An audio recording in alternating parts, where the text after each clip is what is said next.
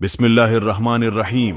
अस्सलामु वालेकुम। बुखारी व मुस्लिम में बनी इसराइल के एक कातिल का वाक़या नकल किया गया है कि बनी इसराइल में एक शख्स चोरी, डकैती और कत्ल में बहुत मशहूर था और निहायत मामूली सी बात पर कत्ल कर देता था।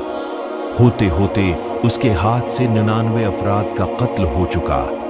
इसके बाद उसके दिल में एहसास पैदा हुआ कि मुझे भी तो अल्लाह के यहाँ जाना है। चुनांचा ये फिक्र बढ़ता रहा और लोगों से मालूमात करते हुए सरगदा फिरने लगा कि क्या मेरी तौबा कबूल हो सकती है या नहीं।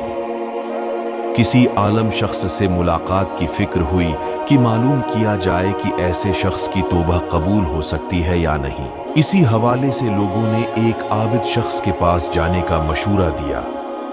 इस शख्स ने उसके पास जाकर मसला मालूम किया, क्या मेरी तौबा कबूल हो सकती है और क्या मेरी मगफिरत हो सकती है, जबकि मैंने 99 इंसानों को जान से मारा है। तो इस आबिद शख्स को इस मसले के बारे में ज्यादा मालूम नहीं था। उसने अपनी अक्ल से क़ियास आराई की कि जो आदमी 99 इंसानों की जान मार सकता है उसको मगफिरत कहां से होगी। चुनांचा उसने कह दिया कि तेरी तौबा कबूल नहीं होगी। तो इस शख्स ने गुस्से और जलाल में आकर उसको भी कत्ल करके 100 का हिंदसा मुकम्मल कर दिया कि जब मेरी तौबा कबूल नहीं होनी तो तुझे भी खत्म करके 100 पूरे कर देता हूं। चुनांचा उसने 100 का हिंदसा मुकम्मल कर दिया, मगर उसके दिल में फिर भी ये ख्याल था कि मेरी मगफरत की कोई ना कोई शक्ल जरूर मौजूद होगी।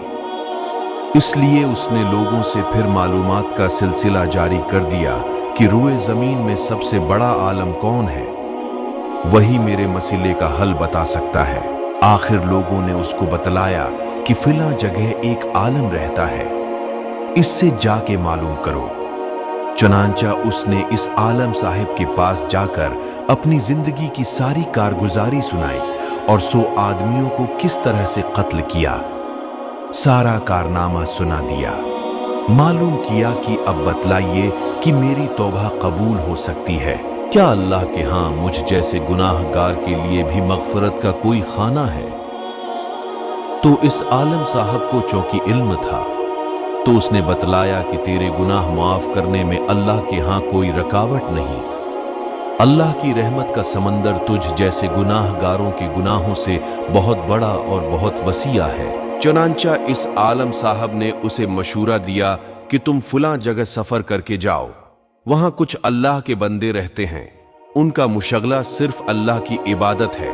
उनके साथ मिलकर अल्लाह की इबादत करो और नादिम होकर अपने गुनाहों की माफी मांगो, इंशा अल्लाह तुम्हारी मगफरत हो जाएगी। जब इस शख्स ने आधा रास्ता तय कर लिया तो मुल्कुल मौत आ गई। अब उसकी रूह ले जाने का मसला खड़ा हुआ। आसमानों से रहमत के फरिश्ते भी आए और अजाब के भी। रहमत के फरिश्ते कहने लगे, उसकी रूह ले जाने का हक हमको है, इसलिए कि ये सच्चे दिल से ताइब होकर इबादत के लिए जा रहा है। अजाब उनके फरिश्ते कहने लगे कि उसकी रूह ले जाने का हक हमको है, इसीलिए कि इस शख्स ने कभी कोई नेकी का काम ही नहीं किया। इसी दौरान आसमानों से एक फरिश्ता आया। बाज रवायात से मालूम होता है कि ये आने वाला फरिश्ता हजरत जब्राइल अमीन थे। चुनांचा उस फरिश्ते ने तशरीफ लाकर इन दोनों तरह के फरिश्तों के दरमियान ये फैसला किया कि दोनों तरफ की मसाफत नाप करके देख लो। जहां से आ रहा है उसकी मसाफत करीब है या जहां जा रहा है वहां की मसाफत।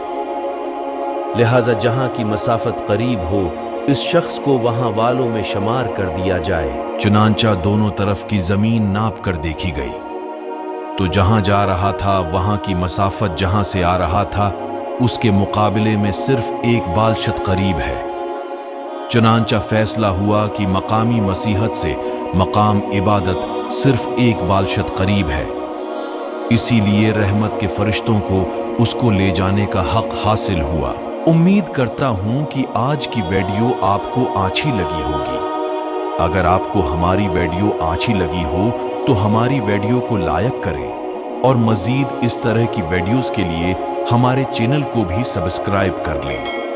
ملتے ہیں اگلی ویڈیو میں، تب تک کے لیے اللہ حافظ۔